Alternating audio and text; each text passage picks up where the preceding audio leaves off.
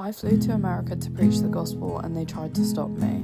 I currently don't have a job, I'm just a full-time servant of the Lord. And honestly, sometimes that can be hard. Sometimes I don't have money and I just have to trust that God's gonna provide. So when God told me I'd be going to the States to preach the gospel, with honestly not much money on my account, I booked the flight and trusted him. But that's easier said than done. When I got to America, they didn't want to let me in. They couldn't understand how I was traveling around state to state. And I was honest and told them my mission plan. And I also hadn't booked any hotels because God had given me a word that people were going to open their homes to me. So they're here scratching their head. They even said, "You don't look like you preach the gospel.